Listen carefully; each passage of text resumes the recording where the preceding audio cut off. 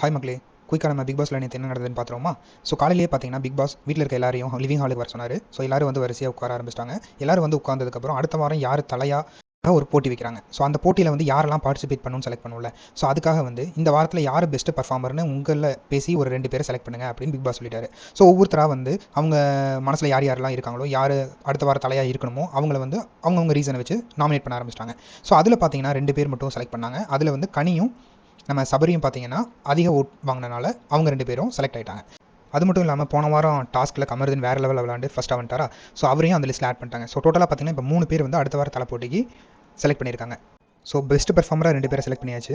So அடுத்து என்ன best performance தானே. ஸோ அதில் 2 பேரை வந்து நாமினேட் பண்ண சொன்னாங்க. ஸோ ஒவ்வொருத்தங்களாக வந்து சொல்லிட்டு இருந்தாங்க. ஸோ திடீர்னு வியானா வந்து இந்த மாதிரி எஃப்ஜேக்கு வந்து ஆதிரை வந்து ரொம்ப சப்போர்ட் பண்ணுறா அப்படிங்கிற மாதிரிலாம் பேசி அவங்கள ட்ரிகர் பண்ணி விட்டாங்க. அவங்க மூஞ்சியை பார்த்தாலே விட்டா நான் உன்னை மூக்கு உடச்சிட வேண்டிய அப்படிங்கிற மாதிரி பார்த்துட்டு இருந்தாங்க.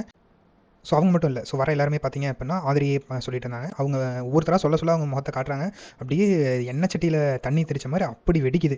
ஆனால் வெளியே காட்ட முடியல. அப்புறம் பார்த்தீங்கன்னா ஃபைனலாக 2 பேரை செலக்ட் பண்ணாங்க பெஸ்ட் பெர்ஃபார்மர்னு. ஒன்று ஆதிரையும் இன்னொன்று நம்ம அரோராவும். ஸோ ஃபைனலாக பார்த்தீங்க அப்படின்னா அடுத்த வாரம் ஜெயிலில் இருக்க போகிறது ஆதிரையும் நம்ம அரோராவும். எனக்கு என்ன டவுட்னா அடுத்த வாரம் துஷார் எப்படி வீட்டுக்குள்ளே இருப்பான் அப்படின்னு சொல்லி தான். ஏன்னா எப்போவுமே நம்ம அக்கா கூடயே சுற்றிட்டு இருப்பானா. ஸோ அக்கா இல்லை அப்படின்னா நம்ம துஷார் தம்பி எங்கே போவான், யார் கூட இருப்பான்னு தெரியல. ஸோ வெயிட் பண்ணி பார்ப்போம் என்ன நடக்குதுன்னு. ஸோ அடுத்து பார்த்தீங்கன்னா இந்த நாமினேஷன்லாம் முடிஞ்சதுக்கப்புறம் பார்த்தீங்கன்னா பார்வதியும் அரோராவும் வந்து பேசிட்டு இருக்காங்க. கிமி வந்து அரோராவை வந்து ஒரு ரீசன் சொல்லி ஒஸ்ட் பர்ஃபார்மர் அப்படின்னு சொல்லியிருப்பாங்க.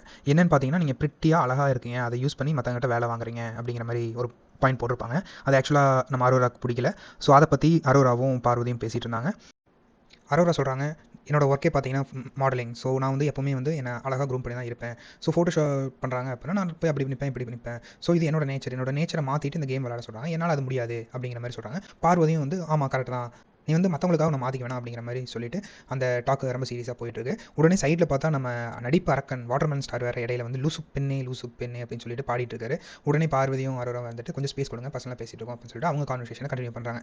ஸோ அடுத்து பார்த்தீங்க அப்படின்னா கடந்து வந்த பாதை. ஸோ இன்றைக்கி 2 பேர் வந்து அவங்களோட கடந்து வந்த பாதையை பற்றி சொல்லலாம் அப்படின்னு சொல்லி பிக் பாஸ் சொன்னோன்னே வினோத், பார்வதி, அப்சரா அண்ட் கமருதீன் இந்த 4 பேர் வந்து எந்திரிச்சாங்க. எந்திரிச்சோன்னே நாங்கள் சொல்லிக்கிறோம், நாங்கள் 2 பேர் நாமினேஷனில் இருக்கோம் அப்படின்னு சொல்லி கமருதீனும் பார்வதியும் சொல்லிடுறாங்க. ஸோ இப்போ 3 பேர் இருக்காங்களா. பார்வதி வாண்டடாக வந்து அப்சராவும் கமருதீனும் சொல்லிங்க, நீங்கள் சொல்லிங்க, அடுத்த டைம் நான் கண்டிப்பாக சொல்லுவேன் அப்படின்னு சொல்லிட்டு உட்காந்துறாங்க. ஸோ இப்போ கமருதீன் வந்து ஃபஸ்ட்டு ஸ்டார்ட் பண்ணுறாரு.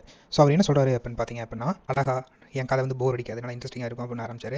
பட் ஆனால் அவர் சொன்னது பார்த்தீங்கன்னா அவங்க அப்பா அவருக்கு பாசமே அவங்க அப்பா பாசமே அவருக்கு இல்லை, அவங்க அம்மா தான் வளர்த்தாங்க, அவங்க அப்பா ரொம்ப கொடுமைப்படுத்தினார்னு ஆரம்பிச்சார். ஸோ இதெல்லாம் சொல்லும்போது ரொம்ப சிரிச்சிட்டே சொன்னார். அப்புறம் அவங்க அப்பா இறந்ததுக்கப்புறம் ஒரு ஃபங்க்ஷனுக்கு போகும்போது அவங்க ரிலேட்டிவ்லாம் பணக்காரங்களாம். அவர் ஃபங்க்ஷனுக்கு போகும்போது அவங்க அம்மா ஒரு ட்ரெஸ் எடுத்து கொடுத்துருக்காங்க. அதை போட்டுட்டு அவர் போகும்போது திடீர்னு அவரை வந்து எச்சல் எடுக்க சொல்லிட்டாங்களாம். ஸோ அது ரொம்ப ஹர்ட் ஆகிருக்கும். அதுக்காக ஓகே. பட் திடீர்னு அன்புள்ள ரஜினிகாந்த் படம் வந்தது அப்படின்னு சொல்லிட்டு தானும் அழுத ஆரம்பிச்சிட்டார். என்ன ரீசன் எதுவுமே சொல்லவே இல்லை. அப்பா பாசமே எங்களுக்கு இல்லை, எனக்கு அப்பாவே பிடிக்காதுன்னு சொல்லிட்டு அடுத்து பார்த்தீங்க அப்படின்னா அவரோட லவ் லைஃப்பில் குதிச்சிட்டாரு. ஸோ சின்ன பையனாக இருக்கும்போது, அதாவது சீரியலில் நடிக்கிறதுக்கு முன்னாடி பார்த்தீங்க அப்படின்னா ஒரு பொண்ணு வந்து அவருக்கு ஃபோன் பண்ணி பேசிச்சான், லவ் பண்ணிச்சான். ஸோ இவர் வந்து என்ன பண்ணியிருக்காரு, கனவுலேயே வந்து வீடு, காரு, 2 குழந்தைங்க இதெல்லாம் நமக்கு இருக்குது. ஆக்சுவலாக இது பார்த்தீங்கன்னா நிறைய படத்தில் வர மாதிரி இருந்தது. இந்த மாதிரி எல்லாரும் ஃபீல் பண்ணுற மாதிரி அவர் ஃபீல் பண்ணிட்டு இருக்காராமா. அப்புறம் விஜய் டிவியில் ஆப்பர்ச்சுனிட்டி கிடைச்ச உடனே பார்த்தீங்க அப்படின்னா அந்த பொண்ணாக ஃபோன் பண்ணி இவர்கிட்ட இந்த இண்டஸ்ட்ரியில் இருக்கவங்க எங்கள் ஃபேமிலிக்கு செட் ஆக மாட்டாங்க அப்படின்னு சொல்லிட்டு பிரிஞ்சு போயிடுச்சான். ஸோ இதை சொல்லிட்டும் அவர் சிரிக்க தான் ஆரம்பிச்சிட்டாரு. ஸோ செகண்டாக பார்த்தீங்கன்னா அவருக்கு இன்னொரு லவ் இருந்திருக்கு. அது வந்து அவரோட ஃபஸ்ட் சீரியலில் அவருக்கு ஒரு பேரா ஒரு பொண்ணு இருந்திருக்காங்க. அந்த பொண்ணோட 2 வருஷமாக டேட் பண்ணியிருக்காரு. அப்புறம் ஏதோ ஒரு ரீசனால் பிரிஞ்சுட்டாங்க. மறுபடியும் அந்த பொண்ணுக்கு அவர் ரூட் போடுற மாதிரி நான் உங்களை நல்லா பார்த்துக்கல, என்ன மன்னிச்சிருங்க அப்படின்னு சொல்லி இது பண்ணிவிட்டு எனக்கு என்னமோ அவர் மறுபடியும் அந்த பொண்ணை ட்ரை பண்ணுறதுக்காக விட்டு போடுற மாதிரி தான் இருந்தது. ஸோ அப்படி சொல்லிட்டு அவரோட கதையை முடிச்சிட்டாரு. அந்த செகண்ட் லவ் ஸ்டோரி சொல்லும்போது பார்த்தீங்கன்னா அந்த பொண்ணை எல்லாருக்குமே தெரியும் போல், சீரியலில் ஒர்க் பண்ண எல்லாருக்குமே. ஆதிரையும் சபரியும் மாற்றி ஓடிக்கிறாங்க. அதுவும் இல்லாமல் ஆதிரை பார்த்தீங்கன்னா ஐயோ என்னடா பண்ணுற இப்படி பேசிகிட்டு இருக்க அப்படிங்கிற மாதிரி. ஸோ நல்லா ஃபன்னாக இருந்தது அந்த மூமெண்ட். அடுத்து பார்த்தீங்க அப்படின்னா நம்ம அப்சரா வந்து அவங்க கதையை சொல்ல ஆரம்பிச்சிட்டாங்க. ஸோ அவங்க ட்ரான்சிஷன், அவங்க வீட்டில் எப்படி ஃபீல் பண்ணியிருக்காங்க, அப்புறம் எப்படி அவங்க வீட்டில் அவங்கள அக்செப்ட் பண்ணாங்க. ஸோ அந்த ஸ்டோரியெல்லாம் சொன்னாங்க. ஸோ அவங்க வீட்டில் ஆக்சுவலாக ஹேண்ட்ஸ் ஆஃப் அவங்க எல்லாருக்குமே. அவங்க உடனே அவங்கள வந்து அக்செப்ட் பண்ணிட்டாங்க. மற்ற வீட்டில் இருக்கிற மாதிரி வெளியே துரத்தாம அவங்க கூடயே வச்சுக்கிட்டு அவங்கள நல்லா பார்த்துக்கிட்டு. So it's great actually. வீட்டில் அக்செப்ட் பண்ணது மட்டும் இல்லாமல் அவங்களோட ட்ரான்சிஷனுக்குமே வந்து அவங்க ஃபேமிலி மெம்பர்ஸ் தான் வந்து ஹெல்ப் பண்ணியிருக்காங்க. ஸோ அவங்க போய் தாய்லாண்டில் போய் அவங்க ரியல் உமன் மாதிரி இருக்கணும் அப்படிங்கிறதுக்காக ஆப்ரேஷன்ஸ் எல்லாம் பண்ணிட்டு வந்திருக்காங்க. ஸோ அவங்க கடைசியாக என்ன சொன்னாங்க அப்படின்னு பார்த்தீங்க அப்படின்னா, கடைசி வரைக்கும் நான் எங்கள் அம்மாவை நல்லா பார்த்துக்கணும் அப்படிங்கிற மாதிரி சொல்லிவிட்டு அவங்களோட ஸ்டோரியை முடிச்சிட்டாங்க. அடுத்து பார்த்திங்கன்னா அடுத்த வார தலைவருக்கான போட்டிக்கான லெட்டர் வந்தது. அதை நம்ம விக்கல் எடுத்து படிக்க ஆரம்பித்தார். அதில் என்ன போட்டிருந்ததுன்னு பார்த்தீங்க அப்படின்னா, லிவிங் ஏரியாவில் வந்து 3 பேரோட பொம்மை இருக்கும். யார் யாரோடதுன்னு பார்த்தீங்கன்னா கமருதீன், கனி, சபரி, இவங்க 3 பேரோட பொம்மை இருக்கும். அது மட்டும் இல்லை, அந்த பொம்மைகளுக்கு முன்னாடி பார்த்தீங்கன்னா 9 கத்தி இருக்கும்.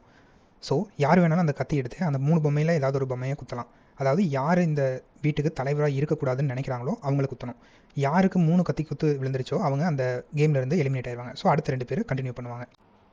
இந்த 9 கத்தி இருக்குது பார்த்தீங்களா, இதில் ஹவுஸ்மேட்ஸ் யார் வேணாலும் அந்த கத்தி எடுத்து யார் மேலே வேணாலும் குத்தலாம். இதில் ஹைலைட் என்னென்னா, இப்போ 3 பேர் இந்த கேமில் இருக்காங்கல்ல, கனி, சபரி, கமருதீன், இவங்களுமே வந்து கத்தி எடுத்து மாற்றி மாற்றி குத்திக்கலாம். பட் ஆனால் யாருமே பார்க்காதப்ப குத்தணும். இப்போ பார்த்தீங்கன்னா கேம் ஸ்டார்ட் ஆயிடுச்சு. சபரி எப்பவுமே வந்து எல்லாத்தையும் பார்த்துட்டே இருப்பார்ல, ஸோ அதனால் அவரை ஈஸியாக டார்கெட் பண்ண முடியாது அப்படின்னு சொல்லி அவங்களுக்குள்ளே பேசிகிட்டு இருக்காங்க. ஸோ கமருதீன் பார்த்தீங்கன்னா லிவிங் ஏரியாவில் தான் படுத்திருக்காரு. ஆனால் பொம்மையில் பார்க்கல. உடனே ரம்யா ஒரு கத்தி எடுத்து டக்குன்னு கமருதீன் மேலே குத்திட்டு அந்த சைடு போயிட்டாங்க. அப்புறம் உடனே நான் பார்த்தேன் பார்க்கல அப்படிங்கிற மாதிரி ஒரு கான்வர்சேஷன் ஸ்டார்ட் ஆகுது. கமருதீன் இருந்துட்டு ரம்யாட்ட, என்ன ரம்யா இப்போ மட்டும் கால் நல்லா வேலை செய்து போல வேகமாக போய் குத்திட்டேன் அப்படின்னு கேட்டார். அதுக்கு ரம்யா இருந்துட்டு, ஆமாம் நான் குத்தணுங்கனால தான் வேகமாக போய் குத்துறேன், நீங்கள் என்ன ஒஸ்ட் பர்ஃபார்மர்னு நாமினேட் பண்ணிங்களா, அதனால தான் குத்துறேன் அப்படின்னு சொல்லி ஓப்பனாகவே சொல்லிட்டாங்க. தெரியும் என்ன பிடிக்கும்னு போய் சொன்ன பார்த்தியா, எனக்கு அப்போவே தெரியும் நீ குத்துவேன் அப்படின்னு சொல்லி கிண்டல் பண்ண ஆரம்பிச்சிட்டாரு. கமருதீன் பக்கத்தில் பார்வதி உட்காந்துட்டு தான் அவர் ஏற்றி விட்டுருக்காருன்னு சொல்லி ரம்யா போக போக அப்படியே மணங்கிட்டு போகிறாங்க. கிச்சனில் போய் ஒருத்தர்கிட்ட அவரை போய் அண்ணன் சொன்ன பார்த்தீங்களா, என் செருப்பு கழட்டி நானே அடிச்சுக்கணும் அப்படிங்கிற மாதிரி சொல்லிட்டு இருக்காங்க. அதை ஒன்றுக்கு ரெண்டாக புரிஞ்சுட்டு கமருதீன் தேவையில்லாமல் சண்டையை ஸ்டார்ட் பண்ணுறாரு. அவர் ஸ்டார்ட் பண்ணுற டோனே பார்த்தீங்கன்னா ஒரு மாதிரி தெனாவட்டாக தான் இருந்தது. ஏய் அப்படின்னு கூப்பிட்றது எனக்கே கொஞ்சம் கடுப்பு தான் ஆச்சு. அந்த பொண்ணு சும்மா விடுமா, என்ன ஏன்னு கூப்பிட்றீங்க அப்படின்னு சொல்லிட்டு சண்டை ஸ்டார்ட் ஆக ஆரம்பிச்சிருச்சு. வழக்கம் போல் ரம்யா வாய்க்கால திறந்து விட்டாங்க.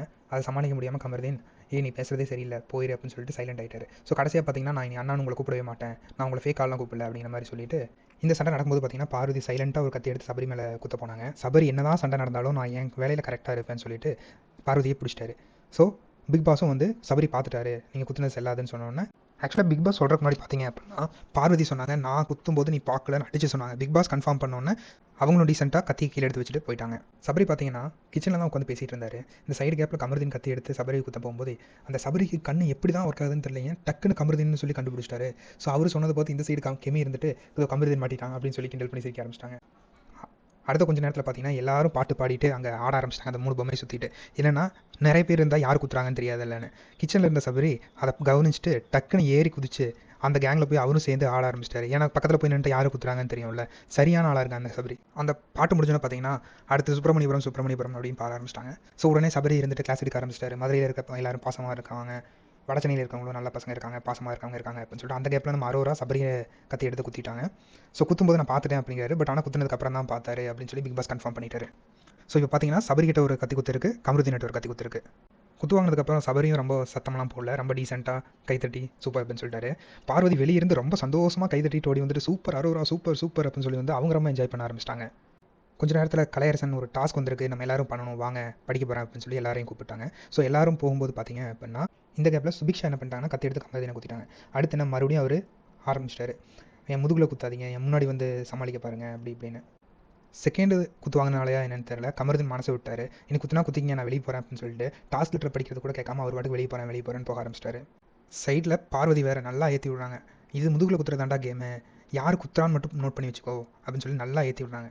இவர் இந்த கேப்பில் பாத்ரூம் போகிறேன் யார் வேணாலும் குத்திங்க அப்படின்னு சொல்லிட்டு உள்ளே போயிட்டாரு. ஆதிரை அவங்க கத்தி எடுத்து கமருதீனை மறுபடியும் குத்திட்டாங்க. ஆதிரை குத்திட்டு அந்த சைடு போகவே ரம்யா வேகமாக ஓடி போய் இன்னொரு கத்தியும் எடுத்து கமருதீன் மேலே குத்திட்டாங்க. ஸோ 3 பேர் குத்துனா அவங்க எலிமினேட் ஆயிடுவாங்களா அந்த ரவுண்ட்லேருந்து. ஸோ கமருதீனை வந்து எலிமினேட் பண்ணிட்டாங்க. அடுத்து பார்த்தீங்கன்னா டாஸ்க் வந்துருச்சு. இந்த டாஸ்க் பார்த்தீங்கன்னா ஃபேஷன் ஷோ. இருக்கிற எல்லாருலேயும் வந்து 8 பேர் வந்து கப்பலாக வந்து ரேம்ப் வாக்கில் நடக்கணுமா, 2 பேர் வந்து ஜட்ஜாக இருந்துட்டு உடனே வந்து யார் வின் பண்ணுறாங்க அப்படின்னு சொல்லி ரிசல்ட்டு சொல்லணுமா. ஸோ அந்த டாஸ்க் வந்து ஸ்டார்ட் ஆயிடுச்சு. இது ஒரு பக்கம் நடந்துட்டு இருக்கும்போது பார்த்தீங்க அப்படின்னா கனியக்காவும் சபரியும் வந்து லிவிங் ஏரியாவில் இருந்தாங்க. கனிக்கா எந்திரிச்சு அந்த சைடு போனோன்னா சபரி டக்குன்னு ஒரு கத்தி எடுத்து கனிக்காவை குத்திட்டேன் அப்படின்னு போய் கேமராவில் சொல்லிட்டு மற்றவங்க எல்லாரும் பார்த்தீங்கன்னா ட்ரெஸ் போட்டு ரெடியாக ஆரம்பிச்சிட்டாங்க ஃபேஷன் ஷோக்கு. கனியும் சபரியும் மட்டும் அங்கே அந்த பொம்மை முன்னாடி நின்றுட்டு இருந்தாங்க. சைடில் பிரவீன் வந்து கமருதீன் மேலே இருந்த ஒரு கத்தியை எடுத்துகிட்டு போய் கனி மேலே குத்திட்டு ட்ரா இல்லாமல் ஜெயிக்கணும், கடைசியாக ஏன் குத்து தான் விழுகணும் அப்படின்னு சொல்லிட்டு குத்திட்டாரு. ஸோ டாஸ்க்கு ஸ்டார்ட் பண்ணணும்னு சொல்லிட்டு பிக் பாஸ் வந்து வீட்டு தலைக்கான டாஸ்க்கை வந்து ஸ்டார்ட் பண்ணிட்டாரு. இப்போ பார்த்தீங்கன்னா இந்த ஃபேஷன் ஷோக்கு ஜட்ஜ் யாருன்னு பார்த்தீங்கன்னா பிரவீனும் அப்சராவும், மற்ற எல்லாருமே வந்து கண்டஸ்டண்ட்டாக பார்ட்டிசிபேட் பண்ணுறாங்க. ஃபஸ்ட்டு கப்பில் அரோராவும் கலையரசனும் வராங்க. வாக்கு வேறு லெவலில் இருந்தது. கலையரசனா அப்படின்னு சொல்லிட்டு ஸ்டேஜ் ஏறினாலும் ஆளே மாறி போய் அவ்வளோ சூப்பராக பண்ணார். அடுத்து வந்தது பார்த்தீங்கன்னா துஷார் அண்ட் வினாயா, அவங்க கொஞ்சம் சுமாராக தான் பண்ணாங்க. நெக்ஸ்ட் பேர் வாட்டர்மெலன் சுபிக்ஷா, நல்லா தான் இருந்தது. ஸ்டேஜ்லேயும் வந்து சும்மா இருக்காமல் துண்டை சுற்றி விளாண்டுருந்தார் நம்ம வாட்டர்மெலன். அடுத்து விக்கல் அண்ட் கெமி அப்படின்னு ஒருத்தராக வர ஆரம்பிச்சிட்டாங்க. ஸோ ஃபைனலாக பார்த்தீங்கன்னா FG அண்ட் ஆதிரை வின் பண்ணிட்டாங்க அந்த ஃபேஷன் வாக்கில். ஆக்சுவலாக நல்லா தான் பண்ணாங்க. பார்த்தீங்க அப்படின்னா கிஃப்ட் கொடுத்து அதை முடிச்சிட்டாங்க. ஸோ வீட்டு தலையோட போட்டியை ரெஷ்யூம் பண்ணிட்டாங்க. ஸோ இன்றைக்கி இதுதான் நடந்தது.